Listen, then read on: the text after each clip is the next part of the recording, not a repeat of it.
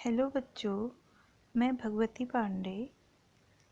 आप देख रहे हैं मेरा YouTube channel study with me. आज हम पढ़ेंगे कक्षा 10 हिंदी क्षितिज का काव्य खंड उत्साह, जो कि सूर्यकांत त्रिपाठी निराला जी द्वारा रचित है। उत्साह का शाब्दिक अर्थ है जोश, उमंग। कवि बादलों के माध्यम से यह कह रहे हैं कि जब बादल बरसेंगे तब गर्मी से जलती हुई धरा तृप्त हो जाएगी और सारे प्राणियों में तथा कवि के जीवन में नया उत्साह आ जाएगा। देखिए, बादल गरजो, घेर घेर घोर गगन, धाराधर ओ, ललित ललित काले घुंघराले, बाल कल्पना कैसे पाले, विद्युत छवि उर्मे, कवि नव जीवन वाले, वज्र छिपा नूतन कविता, फिर से भर दो बादल गरजो। विकल विकल उन्मन्थे उन्मन, विश्व के निदाघ के सकल जन, आए अज्ञात दिशा से अनंत के घन, तप्त धरा जल से फिर शीतल कर दो बादल गरजो। कवि कह रहे हैं कि अरे बादलों आप गरजो, घेर घेर घोर गगन, आप गगन, गगन का तात्पर्य है आकाश, आकाश को घेर करके आप घोर यानी कि भयंकर गर्जना करो। धाराधर ओ, धाराधर बादल का पर्यायवाची है। अरे ओ बादलो, अरे धाराधर हो, आप गगन को, आसमान को घेर घेर करके घोर गर्जना करो। ललित ललित काले घुंघराले, बाल कल्पना कैसे पाले। जब आकाश में बादल मंडराते हैं तो बादल अनेक आकृतियां लेते हैं। कवि का कहना है कि नए नए, ललित ललित का तात्पर्य है नए नए बादल नए नए आकार ले रहे हैं। बादल काले रंग के हैं और ऐसा लग रहा है कि किसी शिशु के घुंघराले बाल हों, या अथवा बाल कल्पना माने छोटे बालक जो कल्पना करते हैं, उनके कल्पनाओं में जो सोचते हैं कि यहाँ पर ऐसा आकार बन रहा है, तो किसी बालक की कल्पना के समान नए नए आकार ले रहे हैं। कवि का कहना है कि वे बादल प्रतिक्षण नए नए ललित ललित रूप धारण कर रहे हैं। ऐसा लग रहा है कि वे किसी काले घुंघराले बालों वाले बालक की कल्पना के से पाले हों, झूले हों, या दूसरे अर्थ में यह कह सकते हैं कि बादल आकाश में अनेक रूप धारण कर रहे हैं। जिस तरह से बालक अपनी कल्पनाओं में नए नए चित्र सोचता है, उसी तरह से आकाश में उमड़ते हुए बादल अनेक आकृतियां बना रहे हैं। विद्युत छवि उर्मे, उर माने होता है हृदय, छवि माने होता है सुंदरता, विद्युत माने बिजली।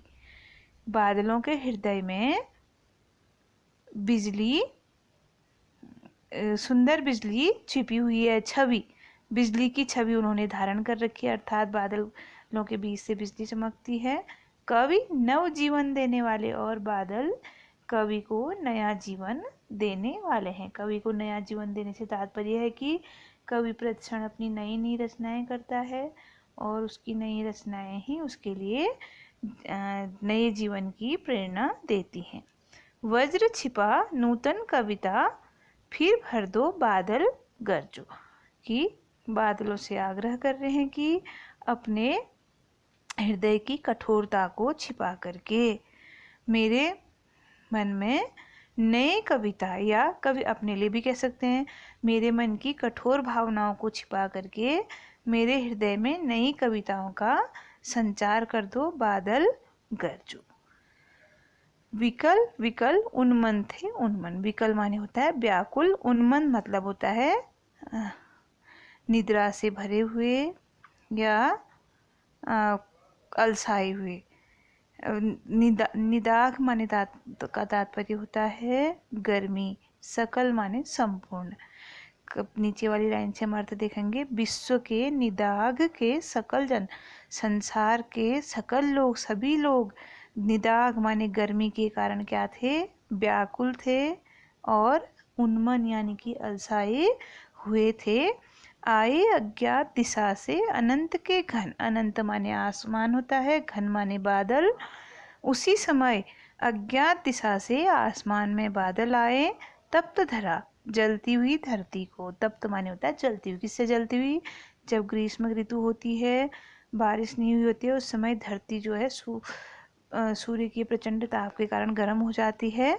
तो कवि का कहना है कि इस गर्म हुई तप्त हुई धरती को जल से फिर से शीतल कर दो। दूसरा अर्थ यह भी हो सकता है कि संसार के लोग गर्मी के कारण व्याकुल हैं, अतः संसार के लोगों को, दुखों का अर्थ भी हो सकता है यहाँ पर, गर्मी का अर्थ भी हो सकता है कि गर्मी के कारण संसार के लोग व्याकुल हैं, तप्त हैं, अतः बादलों से आग्रह कर रहे हैं कि आप बरस करके उन्हें शीतलता प्रदान करो।